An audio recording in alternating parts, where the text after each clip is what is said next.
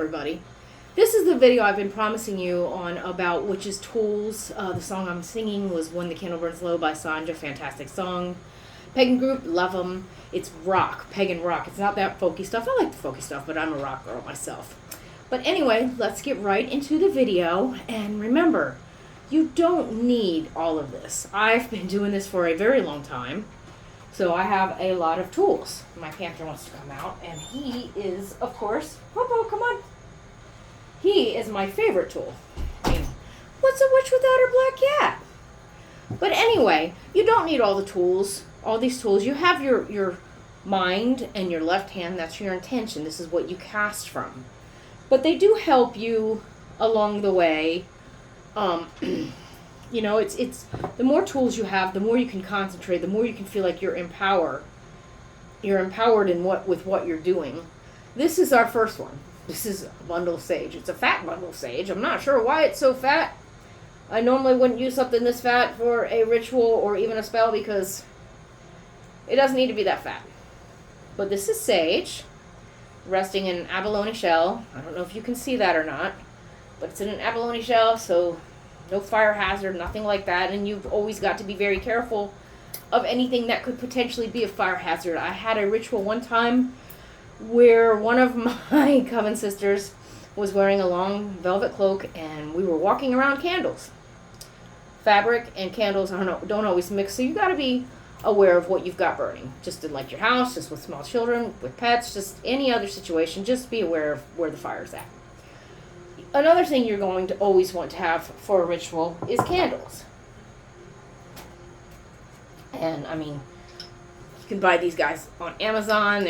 They're not that expensive.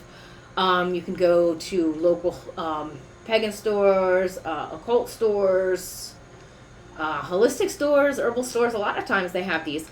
They're just little candles. The different colors can be used for different things. Cleansing. This is good for friendship if you've got a sick friend. Yellow is always good for friends. Red is good for all kinds of things. Passion, love, even anger. But red is good to add to any spell.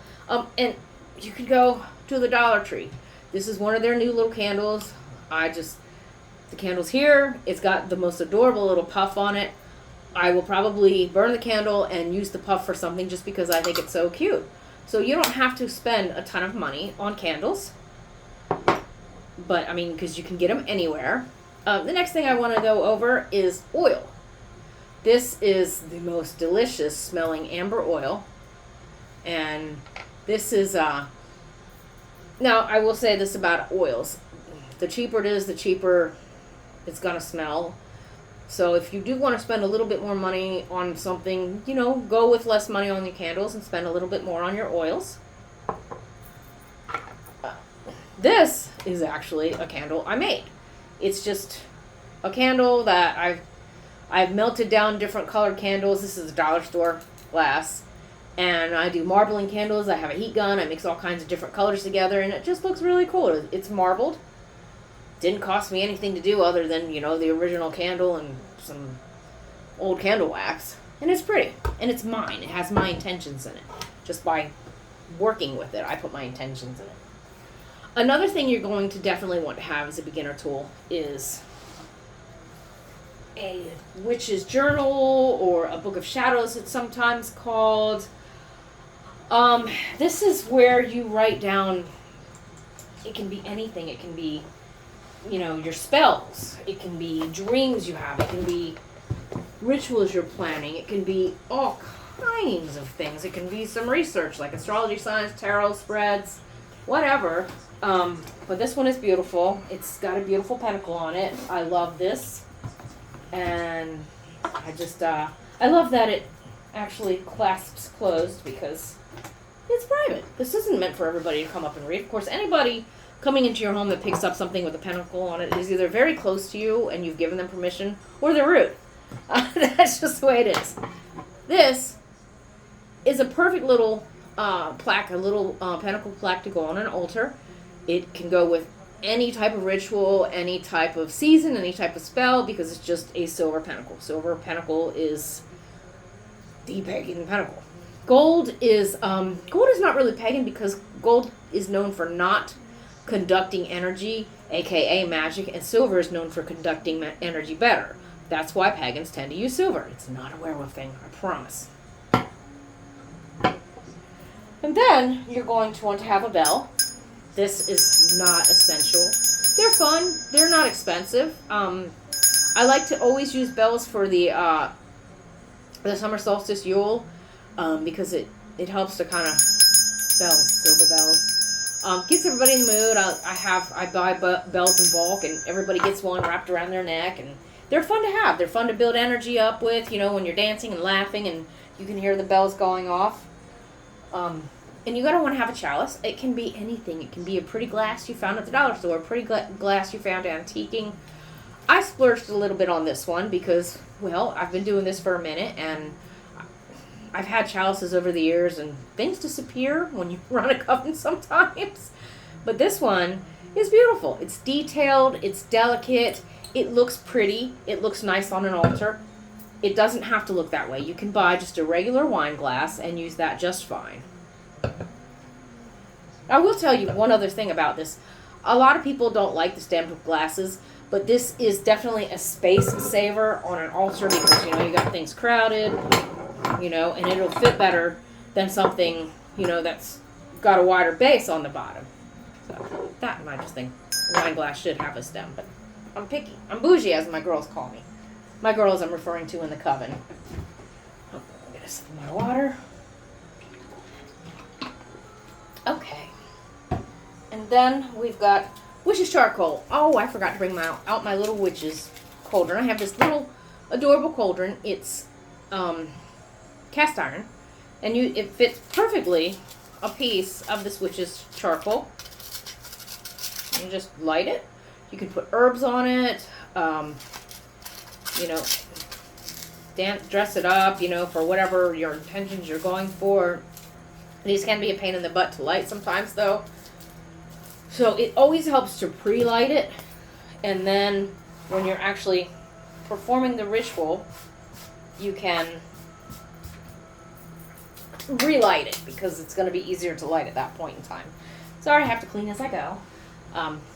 Then there is, you guys have seen this on videos before. I love this thing. This is my bunch of raven feathers. My coven sister Jackie got this for me because I absolutely love ravens. I have a cat named Poe.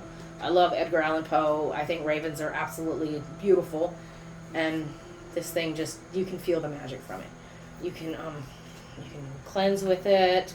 You can use it to enhance. It's just, I'm an air sign. I'm an Aquarius. Taurus. But the air sign is for air, for birds, for flight.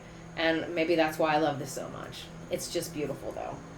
Again, this is not necessary. You can go get a feather. I've walked around before and found feathers outside and grabbed them.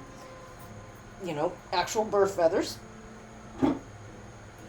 This is something I will tell you to invest in early on, is clear quartz. It doesn't have to be expensive. It doesn't even have to have a chain. It's just a nice thing to have. It enhances any spell. It acts as a magnifier. And it's pretty. You can wear it too, A lot of your items you can wear. I have my little pentacle earrings in here. These are for sale on Cacklecraft.